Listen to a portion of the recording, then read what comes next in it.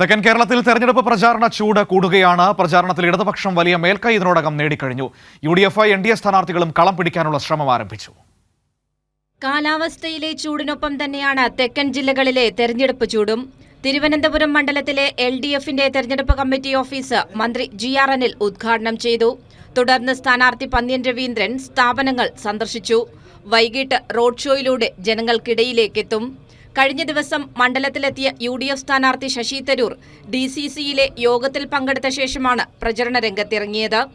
ആറ്റിങ്ങൽ മണ്ഡലത്തിൽ LDF സ്ഥാനാർത്ഥി V. Joy Kattakada നിയമസഭാ മണ്ഡലത്തിലെ ജനങ്ങൾക്കിടയിലാണ് വോട്ടഭ്യർത്ഥിച്ചെത്തിയത്. വലിയ സ്വീകരണമാണ് ജനങ്ങൾ ജോയ്ക്ക് നൽകിയത്. മണ്ഡലത്തിലെ UDF സ്ഥാനാർത്ഥി അടൂർ പ്രകാശ് റോഡ് ഷോയിലൂടെയാണ് പ്രചരണത്തിന് തുടക്കം കുറിച്ചത്.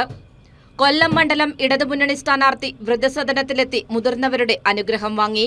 ഉച്ചയ്ക്ക് ശേഷം പുനലൂർ നിയോജക മണ്ഡലം കൺവെൻഷൻ നടക്കും. UDF സ്ഥാനാർത്ഥി NK പ്രേമചന്ദ്രൻ ഇരവിപുരം മണ്ഡലത്തിൽ റോഡ് ഷോയിൽ പങ്കെടുക്കും. ജനകീയ സംവാദത്തിൽ പങ്കെടുത്താണ് പത്തനംതിട്ടയിലെ LDF സ്ഥാനാർത്ഥി തോമസ് ഐസക്കിന്റെ തെരഞ്ഞെടുപ്പ് പ്രചാരണം പുരോഗമിക്കുന്നത്. ഉച്ചയ്ക്ക് ശേഷം നിയോജക മണ്ഡലം കൺവെൻഷനുകൾ നടക്കും.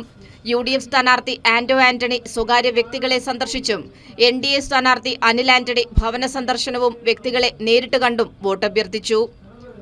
കൊല്ലം, പത്തനംതിട്ട ബ്യൂറോകൾക്കൊപ്പം കൈരളി ന്യൂസ്, തിരുവനന്തപുരം.